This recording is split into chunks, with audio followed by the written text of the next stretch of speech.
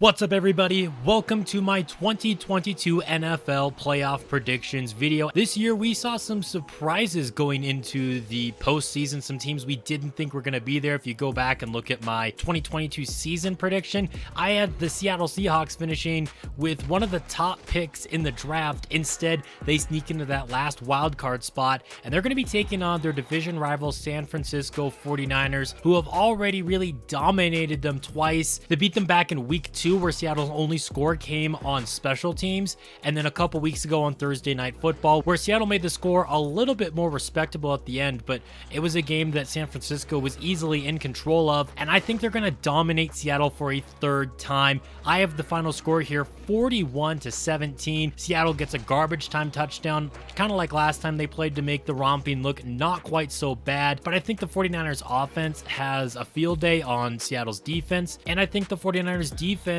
is going to have a field day with Seattle's offense. Not that Seattle's a terrible team, but the 49ers are just one of the NFL's best. The other Saturday game in Wildcard weekend is the Jacksonville Jaguars hosting the Los Angeles Chargers, and this is one of the toughest games to choose. I feel like these teams are very even right now. I think this is going to be like a back and forth battle. Like going into the fourth quarter will probably be like tied at 19. See like a good amount of field goals throughout the game. Ultimately, I do think the Jags are going to be the team that gets the must-score touchdown drive late in the fourth quarter. I have them beating the Chargers 29-22. The Sunday afternoon game features the Miami Dolphins and the Buffalo Bills. As of recording right now, I don't know if Tua's going to be playing or not, but that's not really going to change my opinion on this game. I have Buffalo winning with the score of 41-21. That is if Tua's playing, but if Tua doesn't play, then I guess the Bills just win by more. Sunday afternoon, it's not a 1 o'clock game for Kirk Cousins, but I still think that him and the Vikings are going to get a win against the Giants. I think it's going to be some kind of like a back and forth shootout where like New York forces overtime at 24 apiece, but then Justin Jefferson or Dalvin Cook or someone like that gets a walk-off touchdown in overtime, and I got the Vikings winning 30-24. The Sunday night game features the Ravens at the Bengals.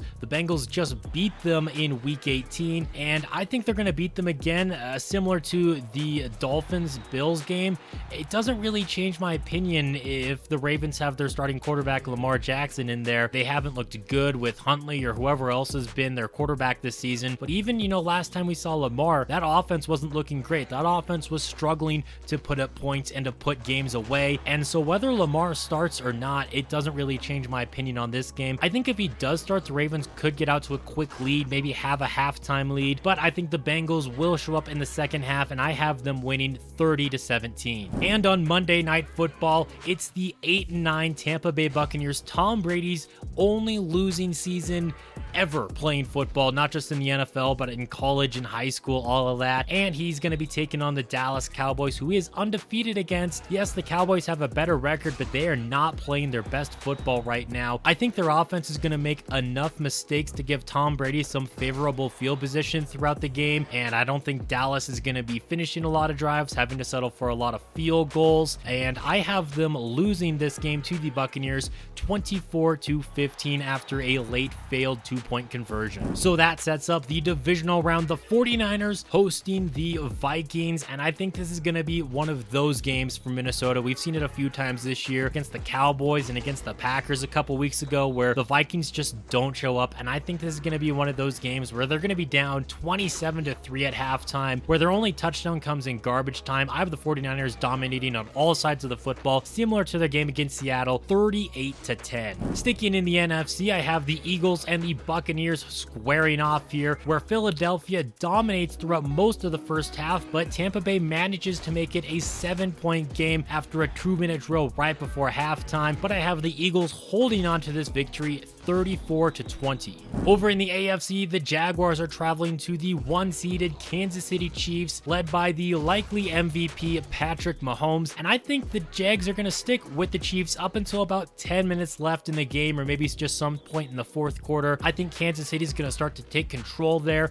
and a late field goal is going to give them the 2-score lead. I have the Chiefs in this one 33-23. Finally, in the divisional round, you have the Cincinnati Bengals traveling to Buffalo to play the Bills, and I think this might be the best game in the playoffs altogether. I think this is going to be a back and forth shootout between two of the best teams in the NFL, two of the best quarterbacks in the NFL. I think it's going to go into overtime at about 30 apiece. Bills kick a field goal. I think the Bengals respond with a field goal, and then Buffalo with another walk-off field goal to win 36-33. And now to the conference championship. It's the Bills and the Chiefs, but it's going to be at a neutral site, one that has not been announced as of recording right now, but that definitely works out in the Bills' favor a little bit there, even though the Chiefs are the 1 seed. Again, similar to the Bengals-Bills game, I think this is going to be a back and forth shootout. It's going to be a big first half for Buffalo, I'd say, like a 21-10 lead at halftime, but then Kansas City scores 17 unanswered to make it 27-21. Then 14 unanswered from Buffalo. The Chiefs score a late touchdown with just a few seconds left, get a late 2-point conversion, force overtime at 38 apiece, and then Buffalo scores a touchdown in overtime, and their defense finishes the job. And their opponents are either going to be the Eagles or the 49ers. Again, I think this is going to be a back and forth shootout, probably the best game on the NFC side of the bracket. Both defenses wearing down their opponents' offenses, but I think it's going to be Jalen Hurts and the Eagles that have the 2-minute drill of their lives, getting a late touchdown that they need to send them to the Super Bowl as they defeat the 49ers 30-27. And my prediction for Super Bowl 57, Bills, Eagles in the desert of Arizona there. I think they're going to be tied up at about 17 apiece at halftime.